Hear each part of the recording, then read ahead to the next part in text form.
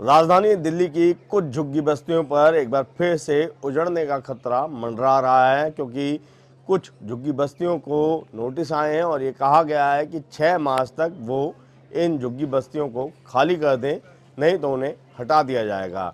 बदले में उन्हें सावदा घेवरा पर जो फ्लैट्स बनाए गए हैं गरीबों के लिए, वहाँ रहने के लिए कहा गया है, लेकिन हर झुग्गी वाला वहाँ जाने को तैयार नहीं है। मैं इसी तरीके की एक झुग्गी बस्ती में मौजूद हूँ जो बीआर कैंप के नाम से जानी जाती है और ये रेस कोर्स के ठीक पीछे है।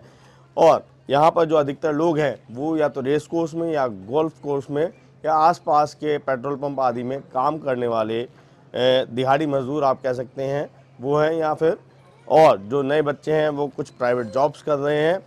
यहाँ कुल 700 झुग्गियाँ बताई गई हैं और उन सभी के सामने अब अचानक से एक नई जगह जाकर बसने के लिए जो है चुनौती खड़ी हो गई है। सबसे बड़ी समस्या इन लोगों की जो है वो ये है कि उन्हें बहुत दूर भेजा जा रहा है, क्योंकि उन सब के काम आसपास नज़दीक ही हैं और ऐसे में उनको यहाँ से लगभग 45 किलोमीटर दूर शिफ्ट किया जा रहा है, जहाँ से आना जाना अपने में बहुत बड़ा जो है एक चैलेंज रहेगा और साथ ही साथ उनका खर्चा भी बढ़ जाएगा। ये एक मंदिर है जिसका मैं अभी यहाँ पे पहुँचा तो हमने यहाँ पर ये एक पत्थर देखा जिस पे लिखा है कि माननीय प्रधानमंत्री श्रीमती इंदिरा गांधी जी ने 27 दिसंबर 1982 को इसका उद्घाटन किया है। तो जो दिवंगत प्रधानमंत्री हैं इंदिरा गांधी, वो भी इस कैंप में आई हुई हैं, उन्होंने इस मंदिर का जो है उद्घाटन किया था। इसके अलावा हम यहाँ जो कुछ लोग हैं उनसे बात करने की कोशिश भी करेंगे कि वो क्या बताते हैं, यहाँ कब से रह रहे हैं, कितनी पुरानी ये झुग्गी बस्ती है और उनका क्या कहना है। या फिलहाल ये मंदिर देख लीजिए जिसका उद्घाटन जो है तत्कालीन प्रधानमंत्री जो इंदिरा गांधी हैं उन्होंने किया था। और यहाँ के लोगों ने भी ये बताया कि ये झुग्गी बस्ती आज की नहीं है और ना ही कोई ऐसी झुग्गी बस्ती है जिसके बारे में कोई जानता नहीं है। जब खुद प्रधानमंत्री जो उस समय की प्रधानमंत्री थी इंदिरा गांधी, उन्होंने भी यहाँ पर पहुँचकर एक मंदिर का उद्घाटन किया था। तो ऐसे में यहाँ पर अचानक से इन लोगों को बहुत दूर बसाने की जो बात हो रही है उसको लेकर लोगों में एक शिकायत है और उनका यही कहना है कि उनको किसी ऐसी जगह बसाया जाए जहाँ से उनका अपने काम पर या फिर बच्चों का स्कूल जहाँ पर वो पढ़ रहे हैं वो सब नज़दीक हो। आगे हम इन लोगों से बात करते हैं और फिर बताते हैं कि उनकी क्या मांग है। कब से रह रहे हैं आप? हम पैदा यहीं हुए जी, आज 58 साल की उम्र हो गई। अच्छा, और ये कितना पुराना कैंप होगा? ये कम नहीं, ये तो कम से कम सन 75 से है जी। अच्छा। 75 से ऊपर से है। अच्छा, हाँ जी। उससे भी पहले से है? हाँ जी, हमारी मम्मी 90 साल की होकर गुजरी है यहाँ पे। अच्छा। सन 47-48 में आई होंगी जब। अच्छा। हाँ जी। अच्छा, ये बताइए कि अभी नोटिस आए हुए हैं और ये बोला गया 6 मार्च तक आप लोग ये जगह खाली कर दें। देखो, सरकार की चीज़ें वो तो ले सकती है जी, हम तो नहीं बोल सकते जी। पर हमारा जो रोजगार है आजू बाजू है, पर लोगों को ये दिक्कत हो रही, दूर है ना। अब आपको कहाँ कहाँ भेजने को कह रहे हैं? सावदा घेवरा। अच्छा, सावदा के हाँ जी। मतलब टिकरी बॉर्डर के पास भेजना। हाँ जी, ठीक है। बस ये चीज़ है। तो लोग इसलिए थोड़ा सा हिचक रहे हैं कि दूर है। अच्छा, कई लोगों की रोजी रोटी है यहीं आजू आप बाजू। क्या काम करते हैं? मेरा भी रेस का काम था, मैं एक्सीडेंट हो गया था रेसिंग में, अच्छा। तो थोड़ा सा हाथ टूटा हुआ है, तो इस पर रिटायरमेंट हो गई 30 साल पहले। अच्छा। अब छोटा मोटा काम कर लेते, किसी की चाय पानी या किसी का कुछ ला देते तो कुछ पैसा मिल जाता है। बच्चे ही पढ़ रहा है, एक बेटा है। अच्छा। उसका एम्स में इलाज चल रहा है। अच्छा। बस ये चीज़ है। 2 घंटे खराब होंगे जी। आधे से ज़्यादा 50% आदमी, 40% आदमी गोल्फ क्लब से जुड़ा हुआ है, जो 500-400 रुपये सुबह कमाता है, 200 रुपये शाम को कमाता है, 600 रुपये कमा के लाता है। हमारी माँ बहनें बाहर काम करने जाती तो हमारा परिवार चलता है, बच्चे उसमें पढ़ते। अब हम वहाँ से 2 घंटे खराब करके आएंगे, नंबर आएगा नहीं यहाँ। ठीक है, 5 बजे यहाँ से जाना पड़ता है गोल्फ खिलाने के लिए सुबह उठ के। अब वहाँ से 5 बजे उठेंगे तो 2 घंटे में यहाँ 7 बजे आएंगे, वहाँ सारे साहब खेल के चले जाएंगे। सबसे बड़ी तो ये बेरोजगार की बात है। हमें आसपास दे दिया जाए, हम जाने के लिए कोई मनाही नहीं कर रहा। सबसे पहले हॉस्पिटल दूर, पढ़ाई लिखाई का दूर, और ये जो 2 त्यौहार आ रहे हैं इसमें लोगों अपना घर लेंगे, घर सेटल करेंगे या त्यौहार मनाएंगे, ये बता दे बस गवर्नमेंट। और बच्चों के पेपर चल रहे हैं, 12वीं पास करके बच्चा वहाँ क्या करेगा? नशा करेगा, नौकरी मिलनी नहीं है, वहाँ काम धंधा है नहीं।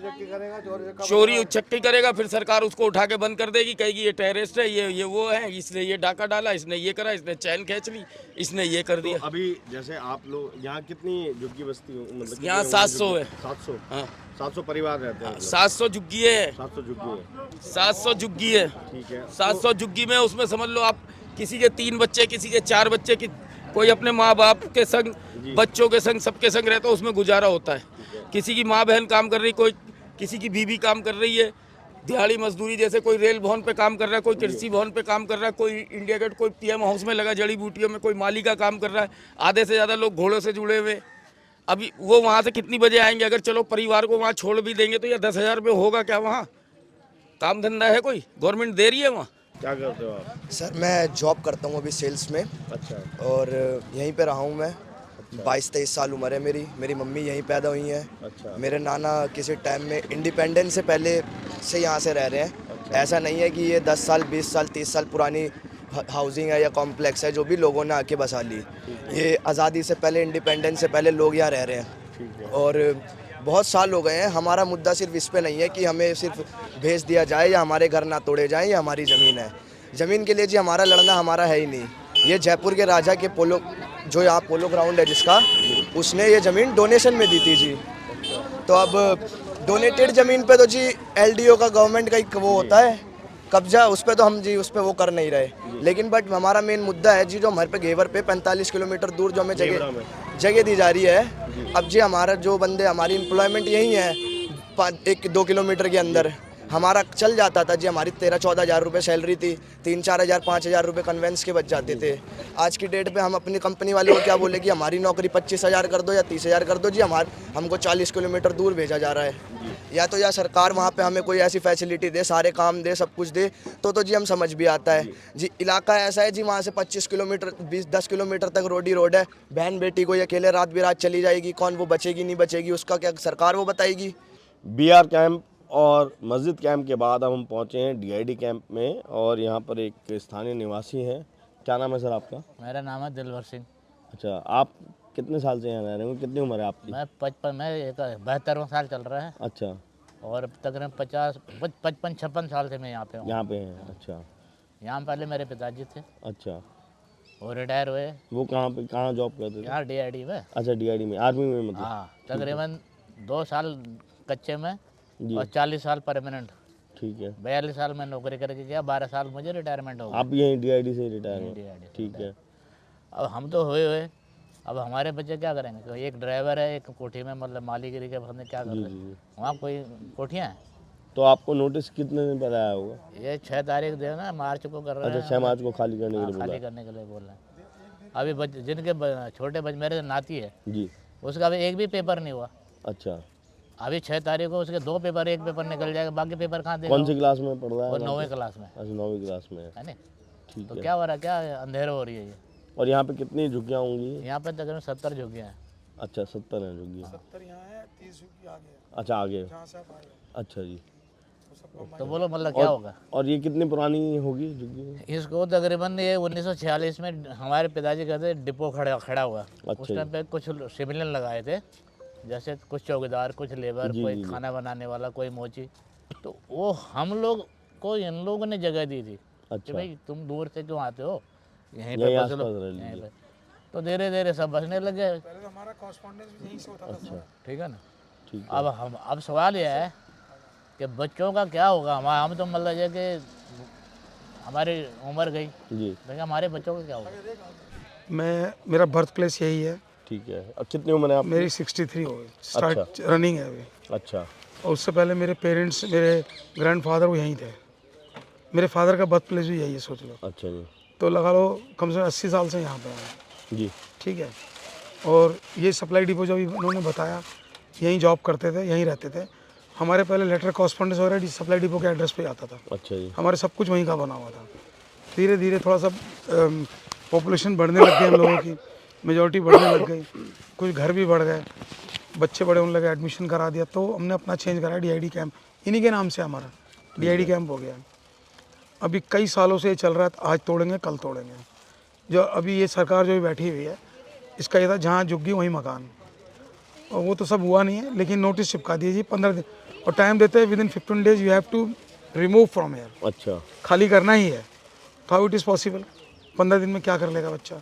जिन्होंने अपने बच्चों को डोनेशन दे के एडमिशन लिया है, 2-2 लाख रुपए दे रखे हैं, वो रिफंडेबल तो है नहीं। जी, मान लो मैंने 2 लाख रुपए देकर अपने बच्चे का एडमिशन कराया किसी भी स्कूल में, और जब उनको पता लगे हम जाने वाले, जाके बोलेंगे हमारा रिफंड कर दो, एडमिशन नहीं लेना, वो रिफंड थोड़ी करेंगे, वो नॉन रिफंडेबल है, वो तो मारा गया हमारा, बच्चे की लाइफ ख़राब हो जाएगी।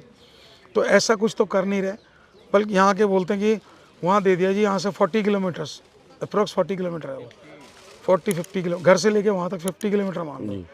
और इस 50 किलोमीटर में कितनी अड़चने हैं।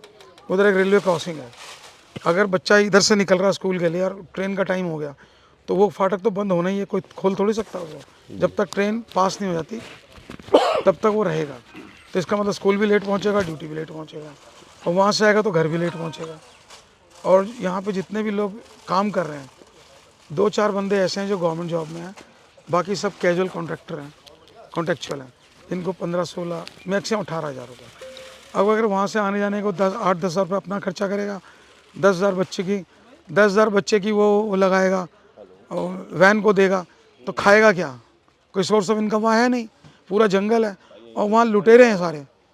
अभी इन्होंने जो डिप्लॉय किया वहाँ पे, उधर देखो सारे दरवाजे, खिड़की, टंकियाँ पानी की चोरी हो गई हैं, नलों की टूटियाँ निकाल ली, तो कैसे सर्वाइव करेगा बंदा वहाँ? सोर्स ऑफ इनकम जीरो और हालत ख़राब है।